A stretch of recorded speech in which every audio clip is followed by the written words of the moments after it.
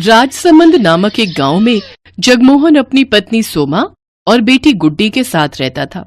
जगमोहन के पास जमीन तो थी, लेकिन साधन ना के बराबर थे। कुछ समय पहले उसके पास बैल थे, लेकिन घर के हालात बिगड़ने के कारण उसने उन्हें बेच दिया। उनकी हालत बहुत ही दयनीय स्थिति में थी। घर के हालात देख उसकी पत्नी सोमा ने उससे कहा, मेरी बात मान लीजिए जी, मुझे ठाकुर के यहाँ काम करने दीजिए। साफ सफाई और घर के काम ही तो करने हैं। क्या फर्क पड़ जाएगा अगर मैं वहां जाकर काम कर दूं? कम से कम घर के राशन पानी का तो खर्चा निकल ही जाएगा। ऐसी बात मत किया कर रेनू की माँ, तेरी बातें मेरे दिल को छलनी कर देती हैं। ये मेरे लिए मर मिटने जैसा हो जाता है। सोमा, तुम जानती नहीं हो उस ठाकुर की नीयत कितनी गंदी है। वो अपने घर पर काम करने वाली हर औरत पर बुरी नजर रखता है, और मैं नहीं चाहता कि वहां जाकर तुम भी उसकी गंदी नजर का शिकार बनो। ना ना, मुझसे तो नहीं देखा जाएगा, और मैं तो गांव में किसी को अपना मुंह भी नहीं दिखा पाऊंगा। नहीं नहीं, तू वहां काम करने नहीं जाएगी बस। जगमोहन दिन भर इसी चिंता में रहता था कि वो अपनी पत्नी और बच्ची को ढंग का खाना और कपड़े तक भी नहीं दे पा रहा था। वो फटे पुराने कपड़े पहनकर ही गुजारा चला रहे थे। जगमोहन जब भी गांव में किसी से मदद मांगने जाता कि हल और बैल दे दो या ट्रैक्टर उसके खेतों में चला दो, तो सभी उसे मना कर देते। एक दिन अपने खेतों को फावड़े से खोदते खोदते वो अधमरा सा हो गया। उसकी सूखी जमीन पर फावड़ा भी नहीं चल रहा था, लेकिन वो लगातार फावड़ा चलाए जा रहा था। उसकी आंखों के सामने बार बार अपने परिवार का चेहरा आ रहा था। उधर गांव का ठाकुर गीदड़ की तरह नजरें गड़ाए बैठा था कि कब जगमोहन मदद के लिए उसके पास आए और वो उसकी जमीन हथिया ले। वो जब भी जगमोहन से मिलता था तो उसे एक ही बात कहता था, जगमोहन, रे तुझे कितनी बार कहा है अपनी जमीन मुझे दे दे, मैं तुझे उसके अच्छे दाम दे दूंगा। नहीं साहब, पैसे तो एक दिन खत्म हो जाएंगे, लेकिन जमीन ये मेरे पूर्वजों की निशानी है, भला इन्हें मैं कैसे बेच सकता हूँ। ये कहकर जगमोहन चला जाता है। ऐसे ही कुछ दिन बीत जाते हैं। एक रोज सोमा उससे कहती है, सुनिए जी, घर में आटा नहीं बचा है और ना अचार सब्जी कुछ भी खाने को नहीं है। अब हम क्या खाएंगे जी? सोमा, तू रेनू के लिए कुछ देख है तो हम तो भूखे भी सो जाएंगे। लेकिन आपने भी तो सुबह से कुछ नहीं खाया जी, आपको भी तो भूख लगी होगी ना। भूख तो लगी है सोमा, लेकिन मेरी जेब में पैसे नहीं है कि मैं बाजार जाकर आटा खरीद सकूं, और खेत पूरी तरह बंजर है, उसमें घास तक का एक अंश नहीं होता है। अपने पति की लाचारी देख सोमा को उस पर दया आती है। फिर उसका ध्यान अपने पति की बात पर जाता है और वो आंगन में लगी घास को देखती है। फिर उसे तोड़कर लाती है और उसे पतीले में उबाल लेती है। फिर सिलबट्टे पर पीसकर उसका पेस्ट बना लेती है और उसमें नमक, मिर्च, हल्दी, अजवाइन मिलाकर उसे तवे पर डाल देती है। फिर उसकी गोल सी रोटी बनाकर तैयार कर लेती है। ये ले रेनू, मेरी बच्ची, अपनी माँ को माफ करना। घास की रोटी बनाने के अलावा मेरे पास और कोई चारा नहीं था। तो क्या हुआ माँ? मास्टर जी कहते हैं हमारे महाराणा प्रताप भी जब जंगल में रहे थे तो उन्होंने भी यही हरे घास की रोटियां खाई थी, तो फिर हम क्यों नहीं खा सकते? बिल्कुल सच कहा मेरी बच्ची। फिर जैसे ही रेनू और जगमोहन उसे अपने मुंह में डालते हैं तो उसे खाकर कहते हैं, वाह माँ, ये तो बड़ा ही स्वादिष्ट है। हाँ सुमा, ये तो लाजवाब है। की आंखों से आंसू बहने लगते हैं। मैं जानती हूँ ये इतनी अच्छी नहीं है, आप दोनों बस मेरा मन रखने के लिए कह रहे हैं। फिर उन तीनों की आंखों से आंसू बहने लगते हैं। तभी दरवाजे पर कोई आदमी आता है। जी, ये जगमोहन जी का घर है। जी हाँ। तभी जगमोहन आता है। क्या बात है भाई साहब? दरअसल मैं लॉटरी विभाग से आया हूँ। कुछ महीने पहले जो आपने लॉटरी खरीदी थी उसका आज रिजल्ट आया है और आपने इस लॉटरी को जीत लिया है, जिसका इनाम पूरे 25 लाख रुपए है। 25 लाख रुपए? और साथ में ये, हाँ जी, और साथ में ये आज का खाना हमारी कंपनी की तरफ से आपके लिए। ये सुनकर जगमोहन, सोमा और रेनू सब बहुत ही खुश होते हैं। अब उनके दिन बदल जाते हैं। जगमोहन ट्रैक्टर बुलवाकर अपने खेतों पर चलवाता है, जिससे उसकी बंजर भूमि में जान आ जाती है और उसमें फसल उगाती है। साथ ही वो अपने लिए पक्का घर भी बनवा लेता है और अब शहरों से नई नई खाद लाकर अपने खेतों पर डालता है, जिससे उसकी फसल अच्छे से तैयार हो जाती है और वो उससे भी काफी पैसे कमाने लगता है। देखते ही देखते अब वो उस गांव का सबसे अमीर आदमी बन जाता है। अब वो अपने परिवार की हर इच्छा पूरी करता है और खुशी खुशी उनके साथ रहने लगता है। सुमन ज्यादा पढ़ी लिखी नहीं थी, पर वैसे वो बहुत होशियार थी। धामपुर शहर में उसकी ससुराल थी। आजकल वो अपने बेटे पारस के साथ मायके रहने आई हुई थी। पारस, इतना दौड़ा दिया, थक गई हो बेटा, अब तंग मत करो, चलो ये एक निवाला और खाओ। सुमन बिटिया, तू जितना बोलेगी खाने के लिए ये उतना ही तुझे तंग करेगा। अपना भी तो ध्यान रखना है, 7वां महीना चल रहा है, ऐसे भागा दौड़ी ठीक नहीं। क्या करूँ माँ, खाने के लिए इसके आगे पीछे ना भागूं तो ये पूरा दिन कुछ ना खाए। रुको माँ, शायद मेरा फोन बज रहा है। हेलो माँ जी, सब ठीक तो है? आप रो क्यों रही हो?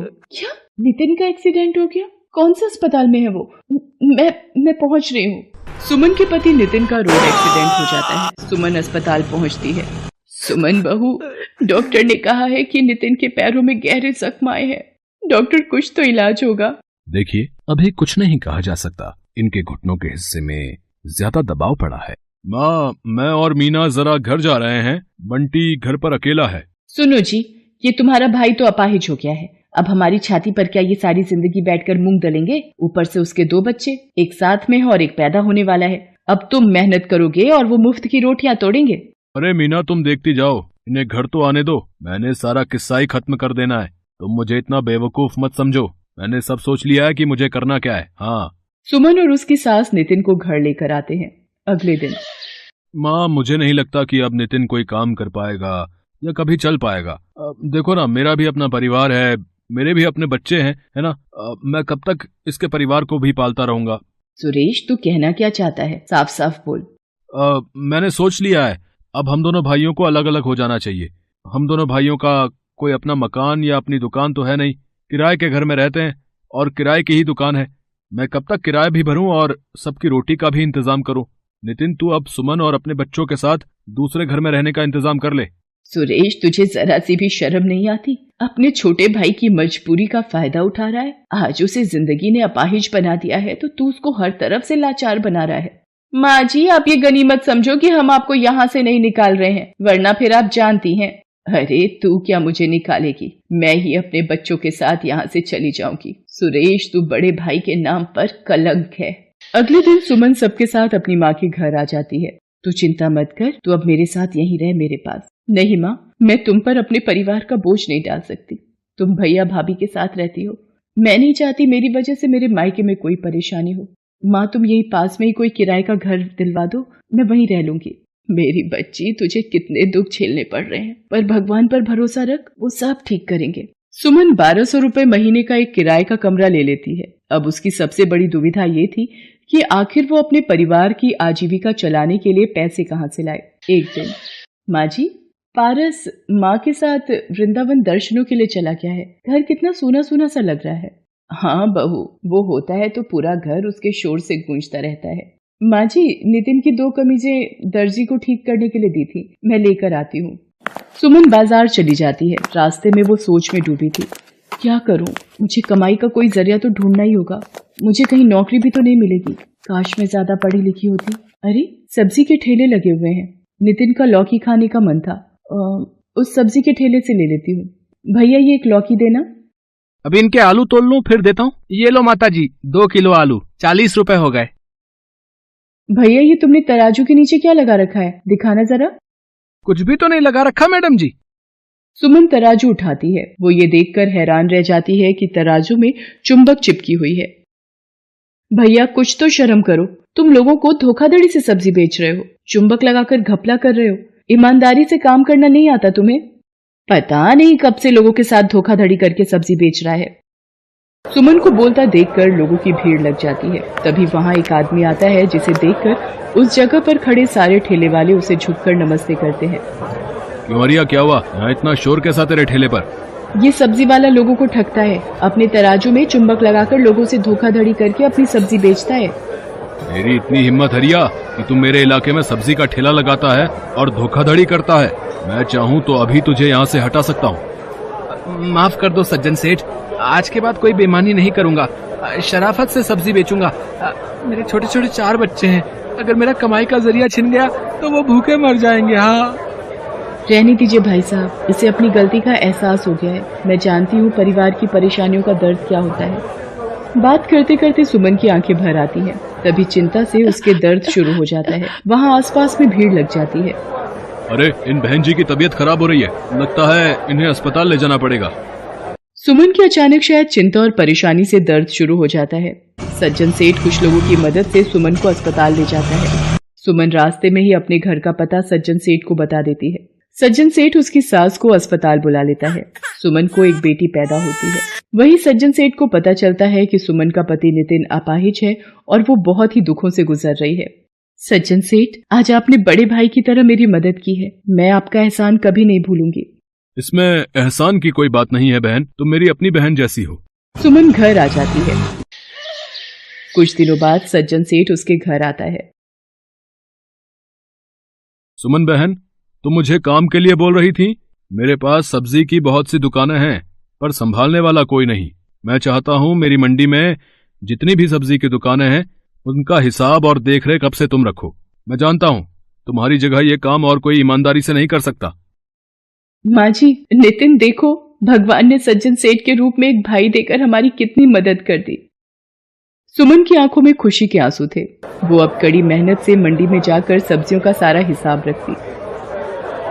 एक एक दुकानदार से जाकर पूछती और देखती कि सब कुछ ठीक से चल रहा है या नहीं। सज्जन सेठ भी सुमन की मेहनत को गौर करता था। सुमन के आ जाने से सज्जन सेठ का भी काम बहुत आसान हो गया था। अब सब कुछ ईमानदारी से चल रहा था। अब कोई भी सब्जी बेचने वाला दुकानदारी में घोटाला नहीं करता था। बहू, तुम बहुत मेहनती हो। तुम्हारी जैसी बहू पाकर मैं धन्य हो गई। अब तो नितिन भी थोड़ा थोड़ा ठीक हो रहा है। देखना, तुम्हारा प्रेम और भगवान के आशीर्वाद से वो भी जल्दी चलने लगेगा। सुमन को सज्जन सिंह के रूप में देवता समान भाई मिल गया था। उस दिन के बाद सुमन सब्जी मंडी का सारा काम संभालने लगी। धीरे धीरे अपनी ईमानदारी और मेहनत के बल पर सुमन एक सब्जी वाली बहू बनकर अपनी सारी जिम्मेदारियां निभाती है।